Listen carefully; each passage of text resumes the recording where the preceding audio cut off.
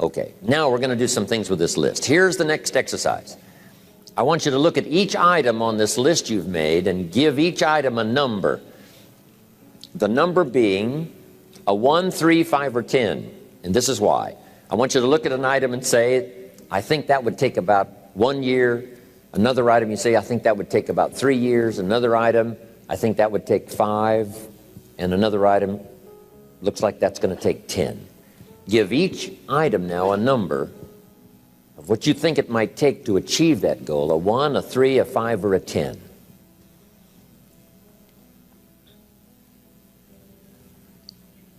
Just somewhere close, doesn't have to be exact. That's about a 1, that's about a 3-year goal, that's about a 5-year goal, that's about a 10-year goal.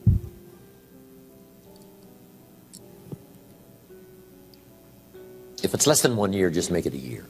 If it's more than 10, just make it 10. 10 plus something. Just approximate 1, 3, 5, 10.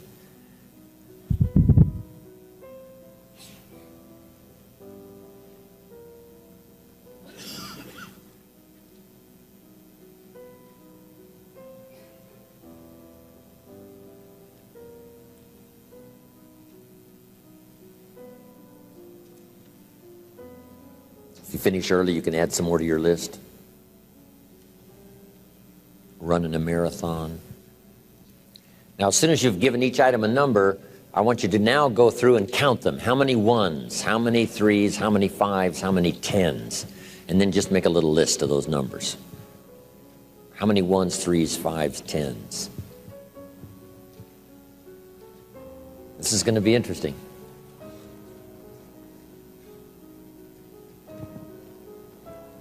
Now, I'd like to have a woman and a man volunteer to give me your tabulator list. How many 1s, 3s, 5s, and 10s? Right out here in the center somewhere.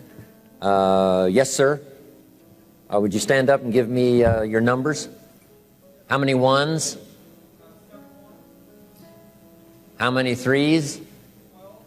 12 3s. 17 5s.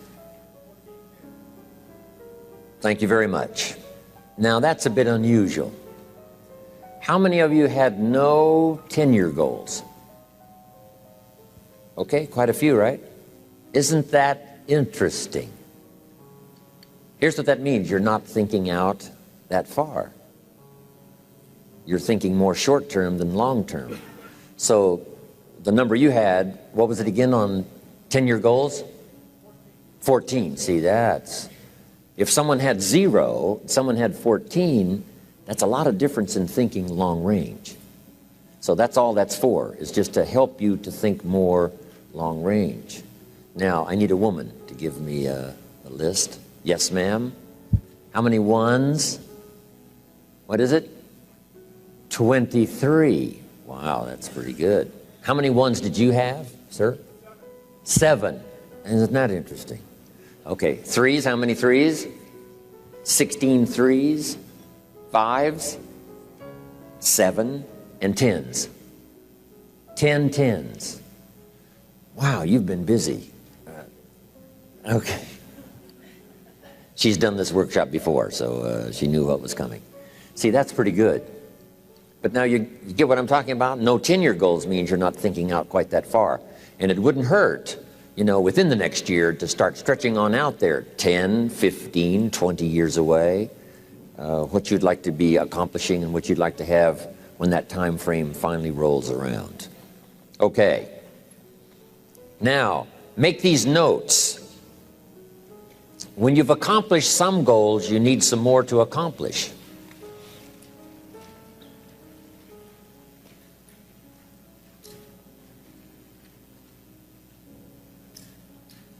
Next, it's very important when you reach a goal that's significant or important to you to celebrate.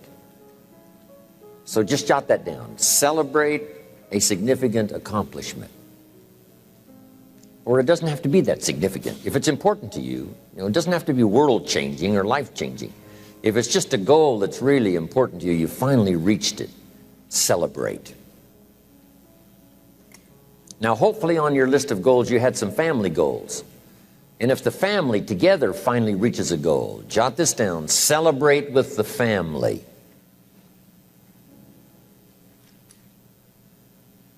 And if you're checking it off, let each member of the family put their check mark on this goal, because the whole family worked on this one. Now here's what this will do.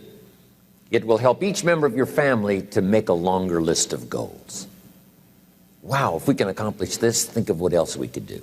The same is true of you individually. When you accomplish something, check it off, celebrate.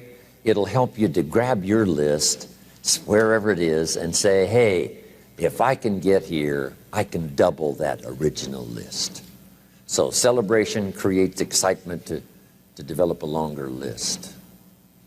You also need goals ongoing. When the early astronauts went to the moon, some of them, when they came back from the moon, had psychological problems. Some of them drank too much, got into other difficulties. And one of the reasons is, where do you go now that you've been to the moon? So here's what they did later. They made sure that the astronauts later who came back from the moon had plenty of projects to keep them busy after they had been to the moon. And the same is true of you and me. Goals, after you've reached them, another list. After you've reached those, another list. My father lived to be 93. You can't imagine the goals he had. One of his goals when he was 92 was to get his driver's license renewed. Guess what he got it renewed for? 4 years. At age 92, he got his driver's license renewed for 4 years. Now, he didn't live long enough to... If he'd have thought about it more, I think he would have lived 2 or 3 more years just to make sure he filled all that out. So he only lived to be 93, but at 92, got my driver's license renewed for 4 years. You can't imagine. He used to show his driver's license around everybody. Unbelievable. So, goals to replace goals that you've achieved, on and on, the rest of your life. Because the philosophy we discussed yesterday was what? How far should you go? As far as you can. How many books should you read? As many as you can. How many friends should you make? As many as you can. How much should you earn? As much as you can. That's it. What should you try to be? All you possibly can. And that's the purpose of this exercise, is just to stretch you, get you to think, get you to wonder, get you to ponder. I wonder what might be possible. If I could get everything I wanted, what would that be? Now here's the next exercise. Okay, jot down the question. On your list of one-year goals, which are the 4 most important?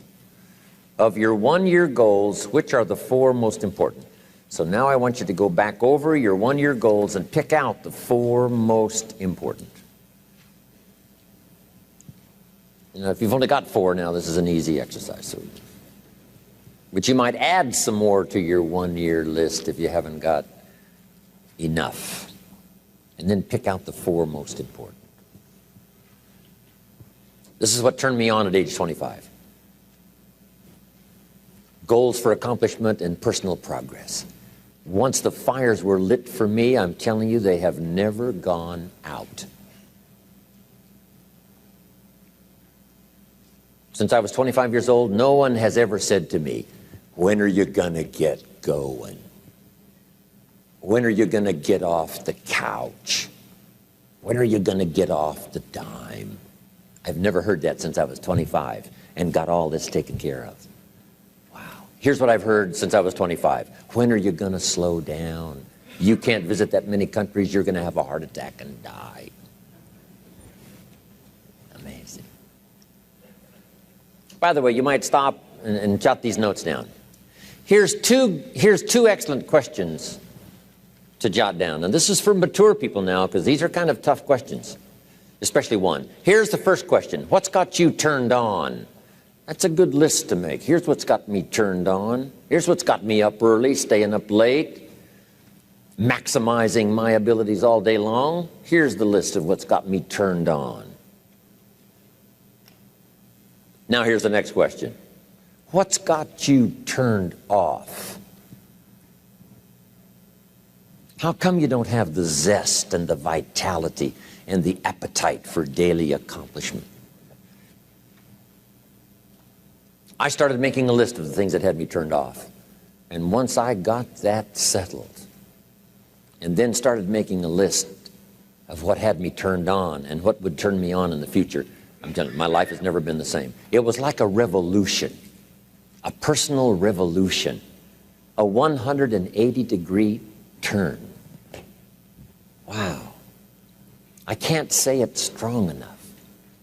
It's easy to get lazy in designing the day and designing the year and designing the future and designing what you want to accomplish and just cross your fingers and hope it'll all work out, that the favorable winds will blow it all your way. I'm telling you, it's not going to happen.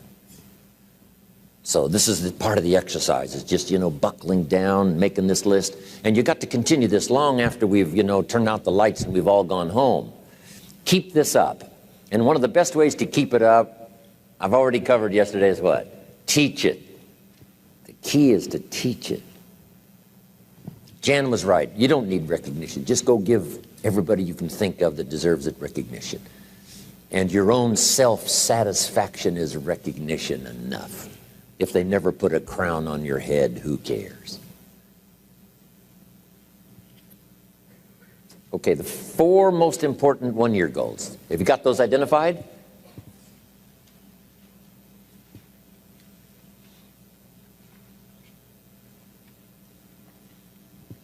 Okay, now here's the next exercise. This will take now just a little bit of time. And the question is why? Why are those 4 goals important to you? Because the why is very important. And I'm going to give you some notes on that a little bit later. So just start a little paragraph.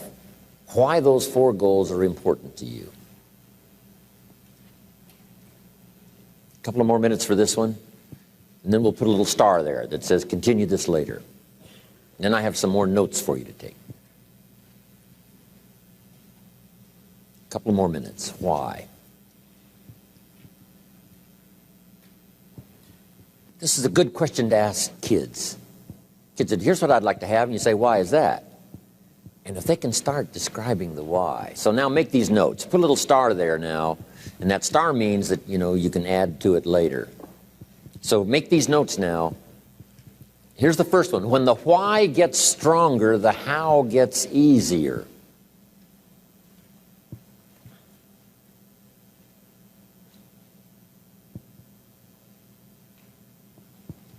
When the why gets big, powerful, strong, how seems to be so much easier. Without a strong enough why, the how seems to be too difficult almost to accomplish. Say, how do you manage your time? Hey, if you had strong and powerful enough goals, you'd figure out how to manage your time. You'd get a book on the subject. You'd do something to manage your time if it was worth it. If it's not worth it, why would you bother studying the art of managing your time if it really doesn't matter? But if it really mattered in the accomplishment of your goals and why you wish to accomplish them, see, you can do anything.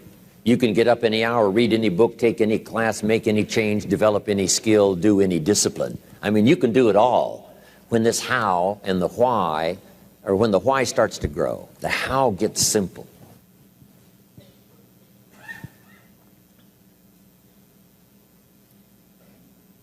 Excellent question to ask children. Why? What for? Little note. Maybe one of your goals was to have $1 million home on the hill overlooking Snake River Valley. Okay. That'd be a good goal. $1 million home. Here's the next question. What for? What for? I mean, a house is a house is a house with bricks and wood and walls and roof. The key, yes, $1 million home, that'd be wonderful, but what for? So now jot this down. Purpose is stronger than object. The object would be the house, and that'll pull. That's a worthy goal to go for, the object of the house. But here's a stronger goal, the purpose for the $1 million home. You say, well, it'll be the centerpiece of all the family's activity. with all kinds of unique people coming and going, and the influence and things will be happening in this place. See, now we're getting somewhere. So if you got that line, it's one of my best for the whole day. Purpose is stronger than object. It's okay to have plenty of objects to go for on your goal list. But always keep asking yourself the question, and sometimes it's good to just write it out. Here's why I want this money. Here's why I want this place. Here's why. And you start developing those reasons. And I'm telling you now, this starts to become incredibly powerful. Okay.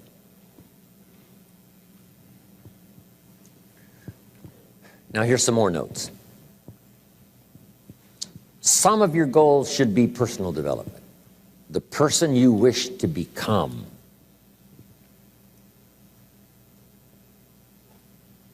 Develop skills that make you attractive to the marketplace. Develop the temperament and the attitude that makes you attractive to the business world. The attitude and the temperament that makes you a splendid father, studying the art. Because here's what's important. It's not what you get that makes you valuable. It's what you become that makes you valuable. I keep saying this year after year for the last 39 years publicly. It's the person you become.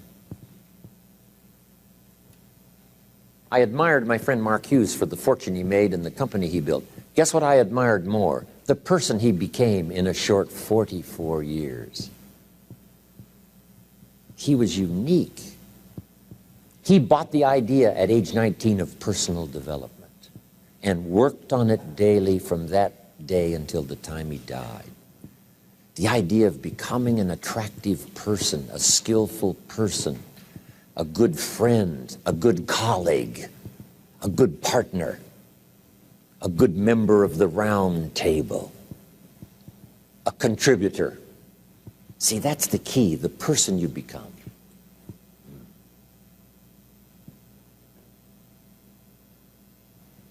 Okay, now here's the next exercise.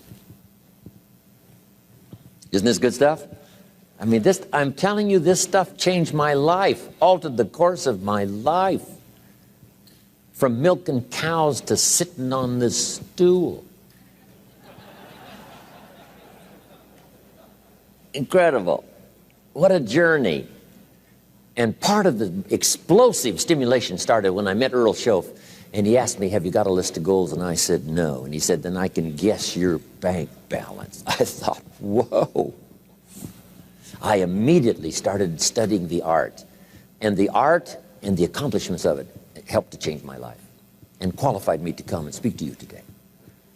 Right? You got to be qualified, right? Invite 1,000 people to come, hear what you've got to say. It's unbelievable. But all of this journey, happened for me. Now, here's the next exercise. I want you to look now at the whole list that you've written and the exercises we've done. Now I want you to answer this question. What kind of person must I become to achieve all I want? And I'll give you time to write that down now. What kind of person must I become to achieve all I want? Now we've got two things working. What you become helps you to achieve, and what you achieve helps you to become. And the more you become, the more you can achieve, and the more you achieve, the more you can become. Who knows which affects the other the most?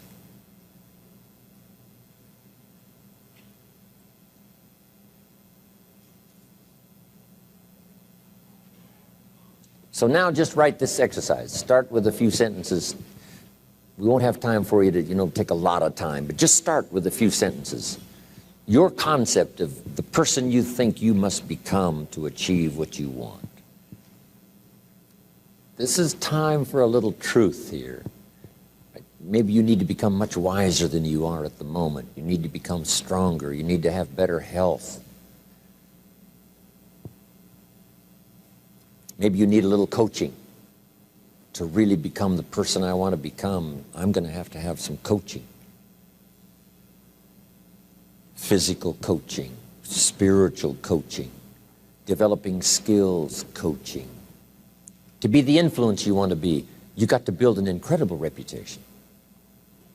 What kind of person must I be to attract all that I want in my life and the people that I want and the opportunities that I want?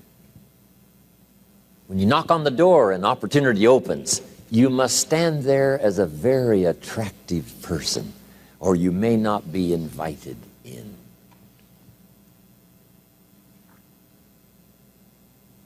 One of the most mysterious and unique phrases that Jesus ever used. Here's what he said. I stand at the door and knock.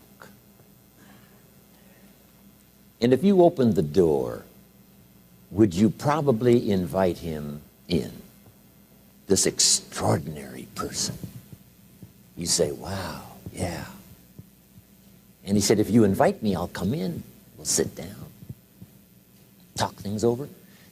For you to be that kind of attractive person, that if you knocked on the door of opportunity and it opened and you stood there, would you be the kind of person that opportunity would say, come right in and sit down and let's talk about the future? Wow. What kind of person? Okay, now put a little star there. And what the star means, right, is to finish this exercise later. Now, if you're working, right, in a workshop where you've got plenty of time, you just, take a little more time for some of these exercises. My purpose now is to give you a model to work from.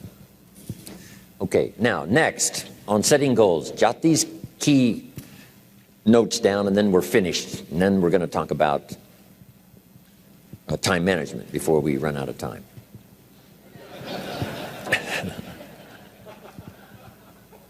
Guy says, I was going to cover procrastination today, but I've decided to put it off until tomorrow, right? Okay. Make these notes. The key is to put everything on your list. Now, the key is to take it out of your head and put it on paper. You can dream about what you want, but when you start committing it to paper, now it more formalizes. Information now starts to make a composite of an idea. And ideas can turn into hotels. Ideas can turn into enterprises. Ideas can turn into a fabulous career. We need the information. We need the stimulation. But then you'll learn now later to start putting everything on your list. Now, jot this down. It's very important, if something's not that important to you, to take it off your list.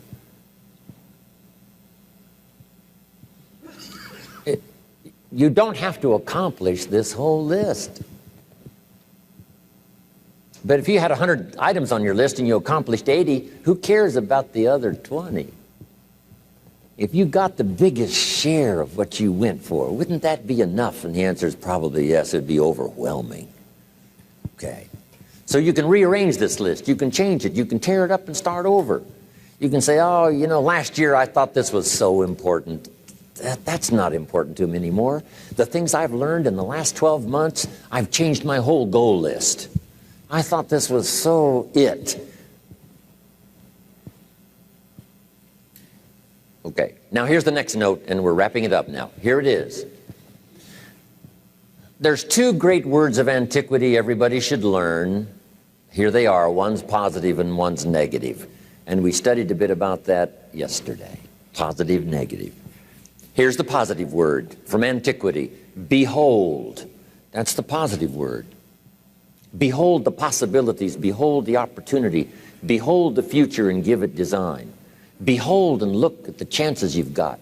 Behold, spring has come. Behold, the day has arrived. And the sun is shining and the shadows are fleeing away. Behold, the next person you can meet might be your friend for life. Behold, the next person might be a colleague forever. Behold, that's the positive word, behold. Now, here's the negative word. Beware.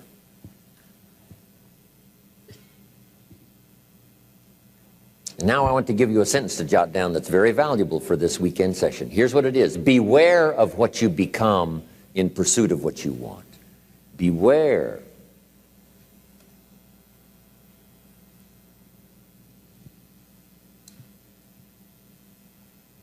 All of our lives, we have to deal with behold and beware. When a kid goes to school, it's behold the opportunity and beware the dangers. Behold and beware.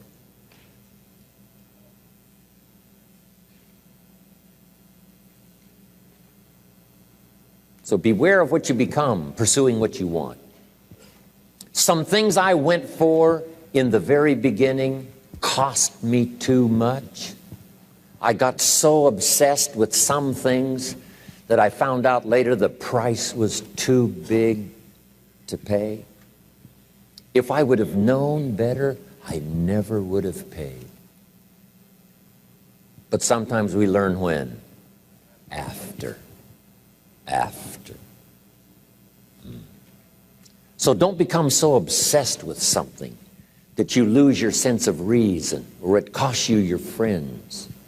Don't be so obsessed with something that you compromise your virtues and your values.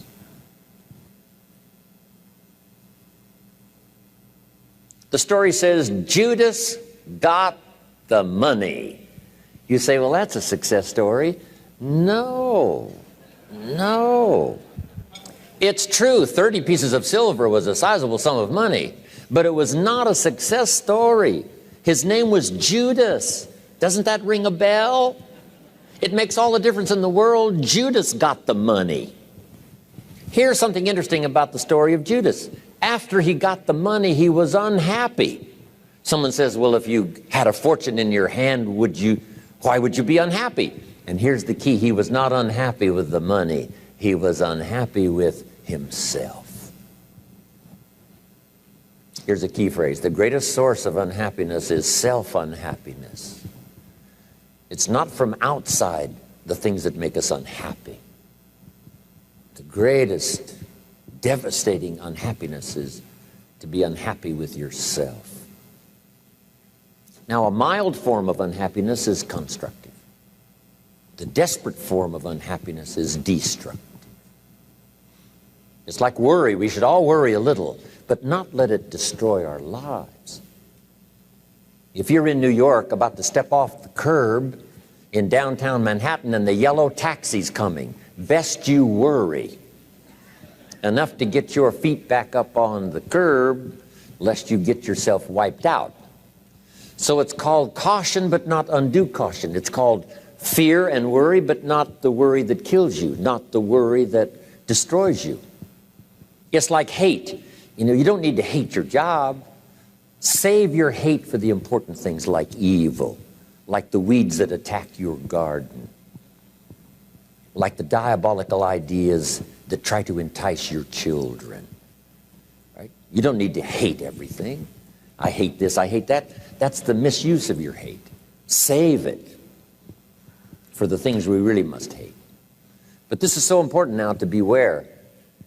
Judas was so unhappy, he tried to take the money back. They said, heck with you, we got what we wanted, you got what you wanted, out. They threw him out with his money.